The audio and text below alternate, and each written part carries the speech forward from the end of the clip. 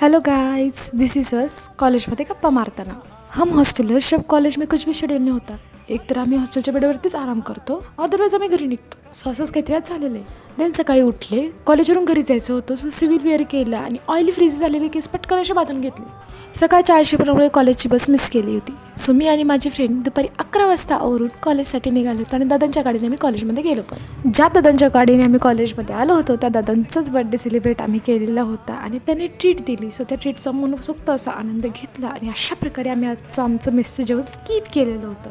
कॉलेजमध्ये गेलो, कॉलेजमध्ये जाऊन गप्पा मारल्या आणि क्विज कॉम्पिटिशन होती कॉलेजमध्ये. सो त्याचे व्हॉलेंटियर्स म्हणून आम्ही प्रिपरेशनसाठी गेलो होतो की काही हेल्प वगैरे लागते का, हेल्पच करू आपण, काही नाही केलं दिवसभर येऊन. तर देन कॉलेज सुटलं आणि त्या खूप शोधून मंचरची बस भेटलेली होती. देन तोंडाला स्कार्फ बांधला and I am ready to go home. जशी जशी कॉलेजची बस गेटच्या बाहेर निघत होती तशी तशी माझी एक्साइटमेंट वाढत होती. देन मी पोहोचले मनसरमध्ये, जिथे मला बस इझिली भेटत नाही आणि जर बस भेटली तर त्यात जागा भेटत नाही. अँड ॲज युजल चाकणमध्ये ट्रॅफिक लागलं, ज्यातून निघायला अर्धा तास लागला. आणि देन मोशीमध्ये पोहोचले, जिथे PMPL भेटली आणि सुदैवाने त्या PMPLमध्ये मला बसण्यासाठी जागा होती. अँड देन फायनली मी घरी पोहोचलेली आहे. So let surprise.